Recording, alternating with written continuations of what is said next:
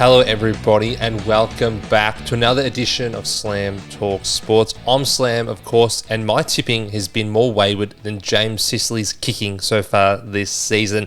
It is the review show, round 6 reviewed, recapped and wrapped up all in a minute. If you want to talk about Thursday night football, go back to my last episode where I recapped what was a big win for the Magpies. But firstly and foremost, we must have a look at Good Friday football, and it was Carlton smashing North Melbourne in the earlier game by 82 points.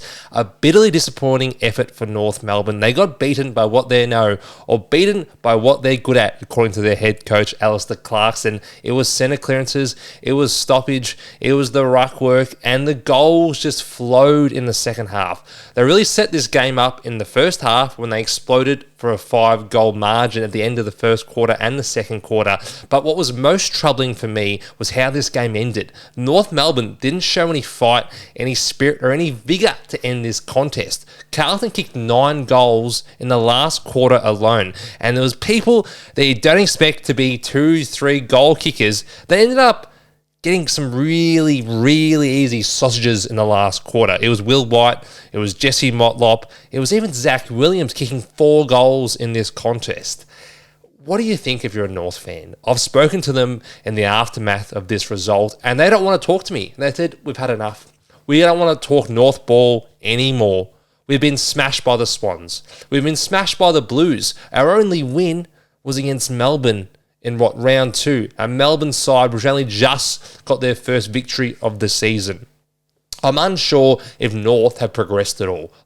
What are they able to plant their flag in the ground and say, we're here, we stand for this, we're really good at this, and we'll bring this every single week? Because we thought it was the midfield. We thought it was Cherry, LDU, Wardlaw, Sheasel, whoever's running through there, their leader in Simpkin, that could provide them with a nice point of difference against the rest of the competition. We've got a strong midfield, an all-Australian level ruck, and we're going to bring it to you at stoppage, at clearance, and in the clinches. They didn't do that at all. In their biggest game of the season, their grand final, which was Good Friday, they got obliterated. They had 20 less inside 50s. It was never really a contest.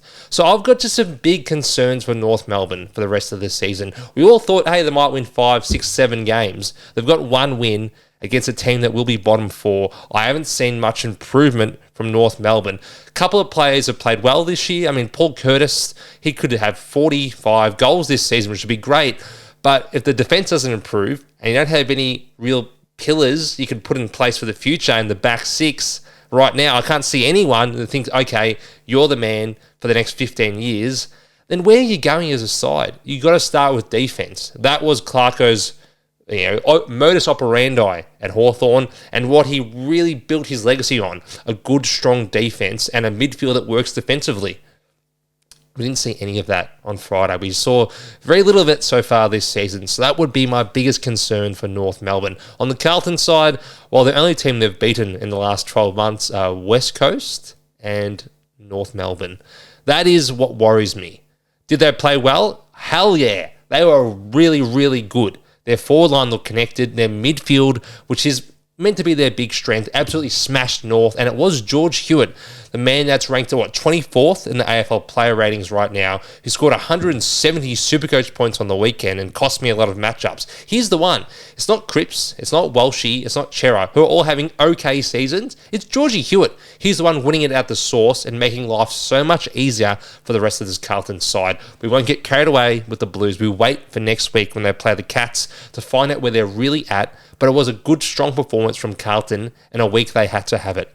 Now let's go to the other side of Australia. Over in Western Australia, it was Essendon defeating the West Coast Eagles by 2 points. Now in this game, West Coast had control. They had 4 goals in the first quarter from their star forward, Jake Waterman. They went up 28 points in the second quarter, and it was a couple of men from the Bombers which dragged them out from this depths of defeat that would have faced them if they didn't get going in the second quarter. It was Peter Wright who kicked 6 goals, 1 in this contest, but had some huge grabs in the second and third quarter to give Essendon the momentum to fight back in this contest. It was also my man, Nicky the Wizard Martin. He looks like Harry Potter to me. The things he does, he's not just good in spells, he is good all the time.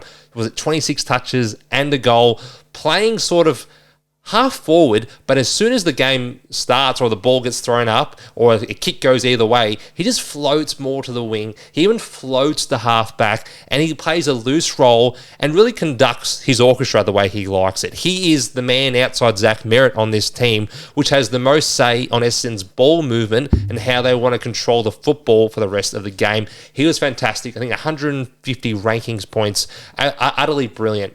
Of course, I've buried the lead. We must talk about Sam Draper, who unfortunately suffered a season-ending Achilles injury in the final quarter. Now, he had some soreness on his calf, or I think it was his left calf, or his right calf, apologies. I haven't kept up to date with this. I'm just so shattered about the injury. But he had soreness on the opposite calf to the Achilles, which he tore, which he did signal to the training staff during the third quarter, but that's just bad luck, unfortunately. Sammy was playing so well. He kicked another great goal in this game and was really starting to take over this contest and having a great season, the best of his career, as he said. Really unfortunate that Draper went down and will miss the rest of the season, but credit to Essendon, they still won the game despite not having a recognised ruckman for the last quarter. It was, of course, Peter Wright. It was Nick Martin. It was a lot of players who have been the whipping boys for the Bombers fans in the past, like Archie Perkins, who kicked 2 really crucial goals in the second half, which helped light the comeback that was for the Bombers. On the West Coast side of things, as I mentioned, Jake Waterman kicked 4 goals in the first quarter from about 7 disposals. Majority of them were on Ben Mackay, which is a worry for the Bombers fans. Once again, Mackay's form deviating so much week to week, a lot of peaks and valleys, which you don't want. You want a bit more consistency in the way he plays. Ridley got switched on to Waterman after that and did a pretty good job on him. Zach Reid, not as big a game as he has the past couple of weeks, ends up playing in the ruck, which we don't want to see long-term. Bombers fans, we don't want to see a Ferrari ploughing in the field. There's no need to put Zachy Reid in the ruck. But overall, good performance from the Bombers. West Coast to be happy with how they played, only losing by 2 points despite the fact they need to win some games. They can't keep losing each week. Their senior players played a little bit better. I mean, it was the likes of Waterman, as I mentioned. Kelly was okay without being spectacular. Baker was okay without being, really good. Probably the biggest story was Elijah Hewitt, who kicked 2 goals and looked really strong, their former top pick from a few years ago. But West Coast shouldn't be too disheartened with losing this game. We all expect them to be bottom 4, but to be getting close against teams, around their level, then they should take a little bit of credit from that without getting the 4 points. Move forward to Saturday afternoon, and it was a shock at the Melbourne Cricket Ground as Melbourne defeated Fremantle by 10 points.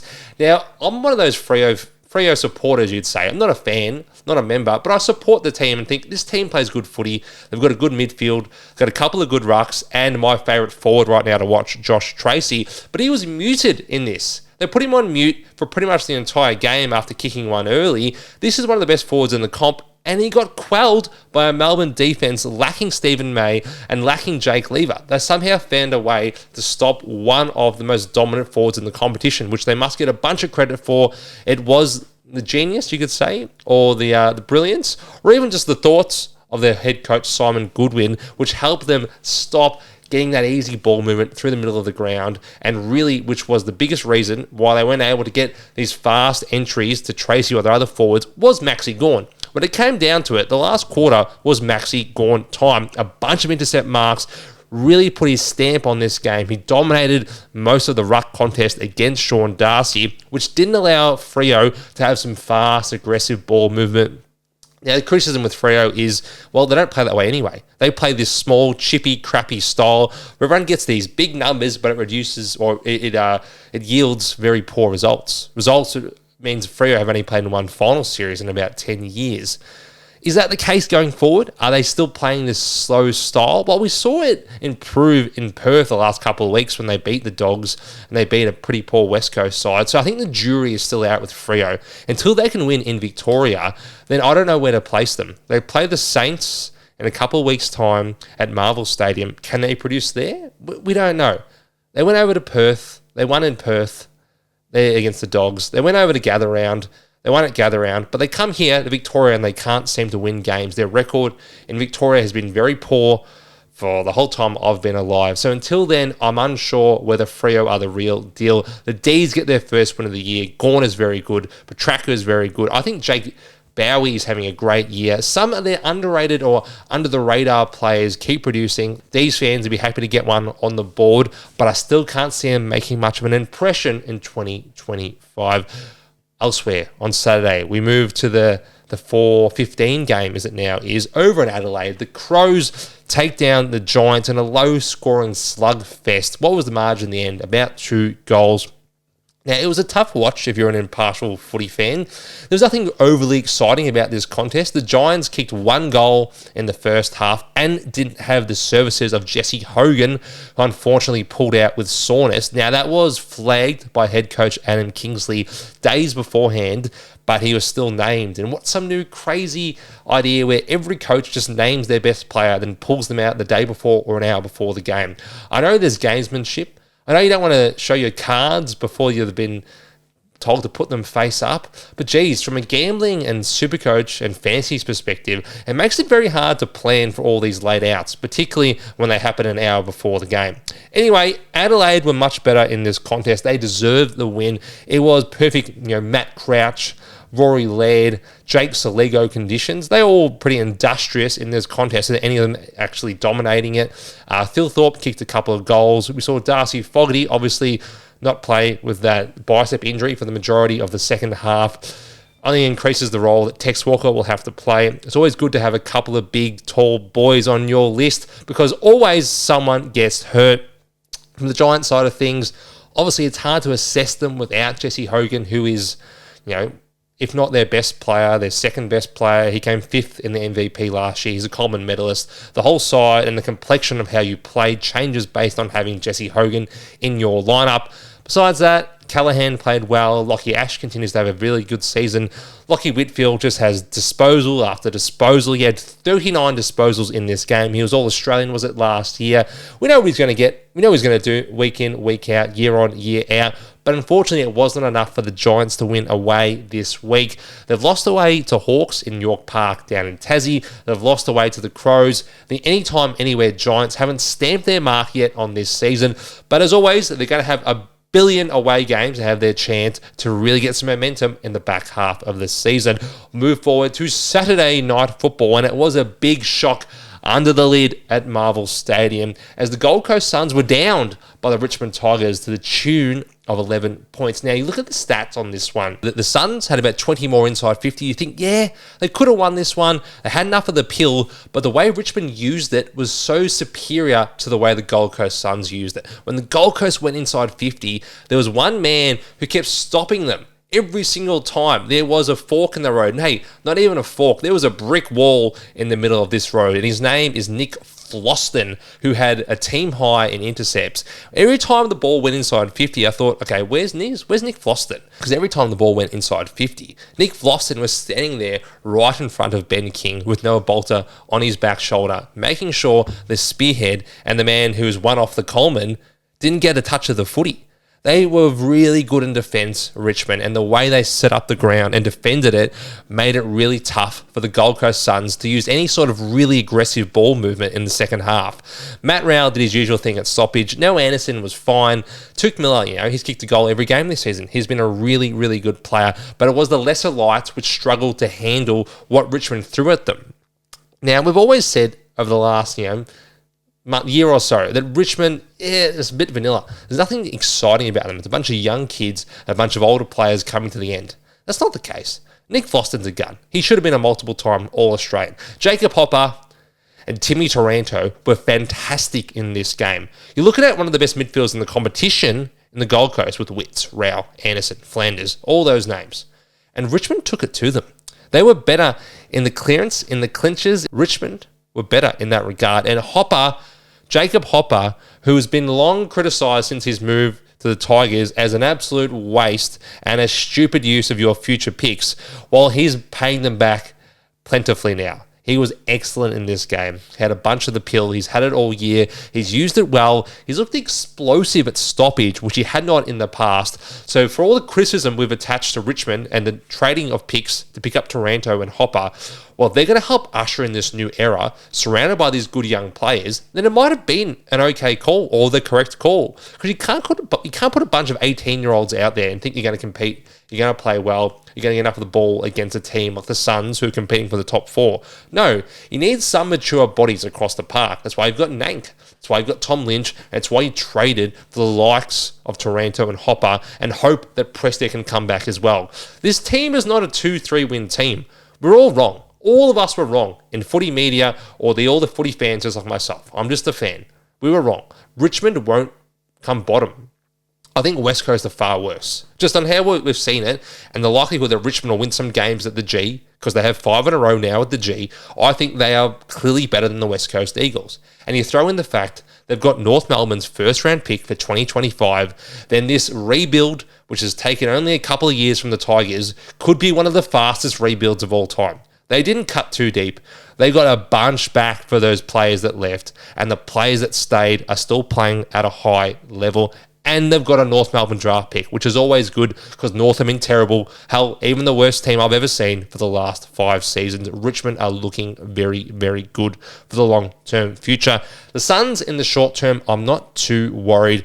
They never play well in Melbourne, which I know you need to do if you want to win a flag, let alone a couple of finals. But it's one game. They're off. They won the inside 50s by 20. I think we get back to the Gold Coast where they haven't had many home games. We get back against some other bottom 4 clubs. We'll pick up a couple of wins if you're a Gold Coast Suns supporter. It is not time for panic stations. You've already banked the big wins to start the season.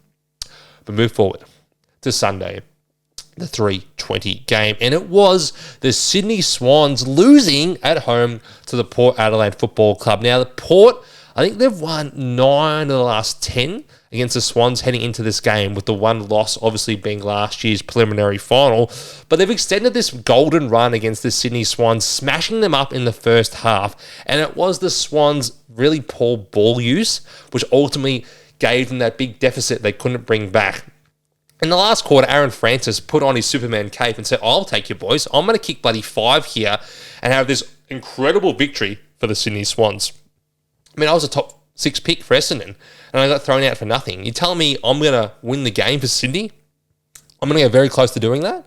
Well, that's what happened. Unfortunately, it was not enough due to the fact that the Swans played like dead set garbage in the first half. Without Errol Goulden kicking those lovely 50-metre kicks on the 45 across the field, then the Swans are a really, really boring team. They just are. They've got a couple of good players, Warner, Heaney, but as good as they are, they're not ball movement guys. They're not Errol Goulden. Goulden is the best player on this team, and the team's game style and how they want to use the footy flows through his lethal left boot. And probably the biggest issue at the Swans is the forward half. We know Papley is out for another 5 to 7 weeks. We know Joel Amati is out for another 4 to 6 weeks with a hamstring injury. And you have your best defender and one of the best defenders in the league playing full forward and not having a disposal. Not having a touch. It's Tom McCartan. Why on earth has Dan Cox still got him in the forward line? They've gone to him about 13, 14, 15 times. It's yielded nothing. The results have yielded nothing with Tom McCartan full forward. I still cannot understand it. Now, Dan Cox might say it's a necessity. We have to do it. Amati's out. Papley's out. McDonald's coming back from an injury. We have no other options. I say get your defence right first because he is your best defender and figure out the forward half. If it means Isaac Heaney has to go back to playing as more as a forward, one of the most harder to deal with matchups in the forward line in the AFL when he goes there, then so be it. Get Tom McCartan out of full back. I'm going to say it now for the last time. Port looked really good. After a smashing of Hawthorn last week, they put up a really good first 3 quarters against Sydney, and they take the points and now get a little bit of momentum into a game against North Melbourne at the Adelaide Oval. Win that, which we all expect. It's 3 wins in a row, and the Ken Out Army are absolutely silent at the moment. Even though I still have a podcast, I'm not going to be silent. But I thought Ken should have been out 3 weeks ago. I was dead wrong. The power of playing some inspired football over the last couple of rounds. We move to Sunday night footy. And firstly, let me say I love a good red versus blue jumper kit. Face-off is what you call it. It's like watching Everton play Liverpool. Seeing red and blue next to each other, it's just appealing to the eyeballs. What was not appealing to the eyeballs was St. Kilda's efforts in the midfield for the majority of this game. It was the returning Marcus Bontempelli. It was Matthew Kennedy, who kicked a couple of ripping goals, and Ed Richards and Liberatore. They were too much for the St. Kilda mids, which seems to just be lacking any natural ball users. Like, they've got some good ball winners in Jack Steele and Jack McRae. But who's using this ball well outside Jack Sinclair, who's more of a halfback, even popped up in the half-forward line in this one? I know Saints' game style flows through their back half, which is, you say it's crazy to think like that. You can't win off your back half game. Well, Pies did it, but they're really a one-off. They had Josh and Nick Dacos. Now, I think Desire Wanganeen-Millera and Jack Sinclair are in that echelon. They had two of the best kicks in the league, but they had some better help, and they had a forward line and a defensive team strategy which worked so well over the last 3-4 years. I don't think the Saints quite had the level on that list to execute that strategy that Ross Lyon would like to implement. And even though you've got some good back half kicks, you don't quite have the defenders of Collingwood or their system.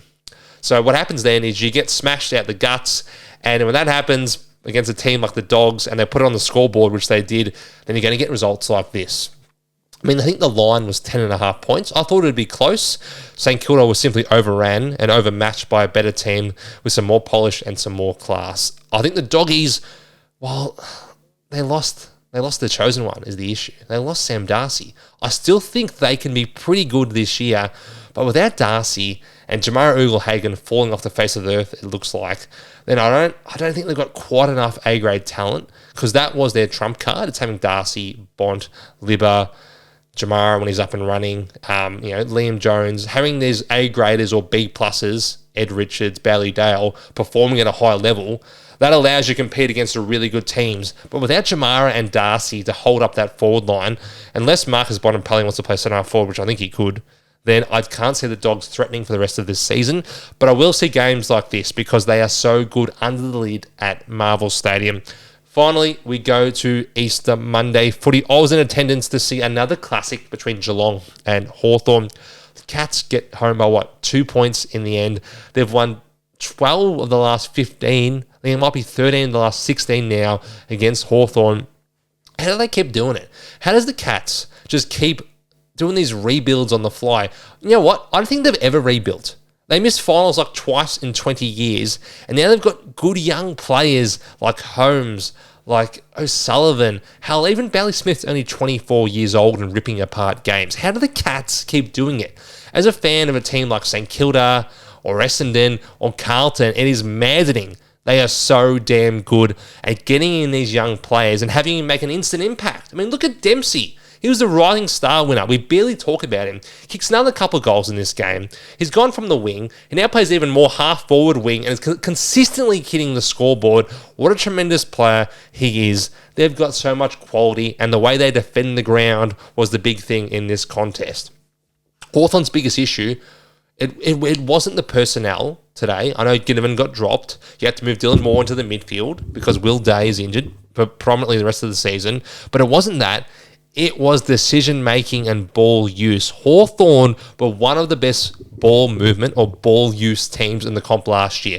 Sicily, D'Ambrosio, Amon. Well, Amon's playing well, but Sicily and D'Ambrosio are having stinkers of a year. Particularly James Sicily, who turned over the ball multiple times in the back half. He also did it multiple times against Port Adelaide. He's then shifted forward and kicks a Joe the Goose as his only goal for the game, but he probably could have kicked 3 or 4. Such were the opportunities he was given by his midfield and his back half, moving the ball onto his chest or in front of his face, but he clapped it like he was doing a thunderclap for the Minnesota Vikings. I don't understand what's happened to James Sicily over the last couple of weeks. He is such a good player.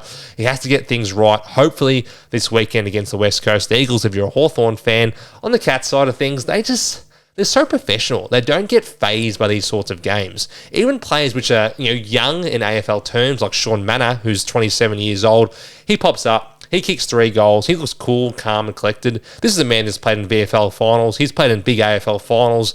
They just find a way. They always seem to find a way. They're not going to win every single week, the Cats, but when you look at the latter end of the year, they're going to have 13, 14, 15 wins. They're going to have, a home final, not a real home final, but they'll have a final like at the MCG. They're going to have 10 games at GMHBA. They'll win 8 to 9 of them. It's hard to just ever rule Geelong out. This singular game was a great game where they played well, but didn't necessarily do everything they had to win the game. They had a really slow second half. They benefited from a few free kicks in the first half, I must say. But when we look at the history books, when we look at the results end of the year, I think Geelong won, Geelong won, Geelong won, Geelong won. Well, tough game, yeah, Geelong won. Because they just find a way. Whether it's Jeremy Cameron, whether it's Paddy Dangerfield now looking like Dermot Burden as a centre-half forward, whether it's Brad Close, whether it's Tom Stewart or Lawson Humphries, who didn't even have big games, they have quality, so much quality that they will find a way to get a victory.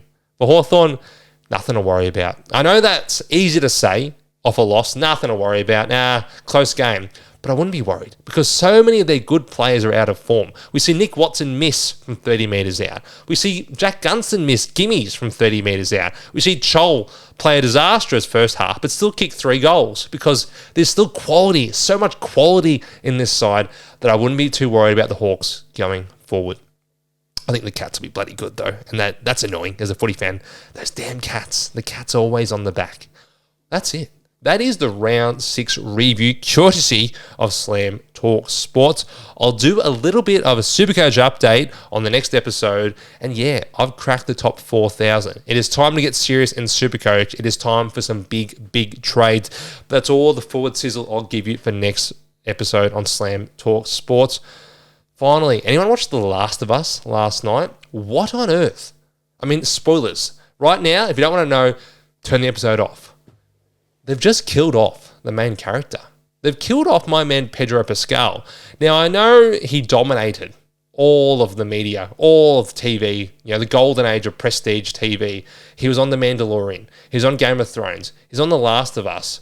But to kill him 2 episodes in, that's bold. Will Slam Talk Sports kill off its lead before the next episode? You'll have to find out. All will be revealed on tomorrow's Supercoach show. Until then, I'll see you all. Enjoy your day.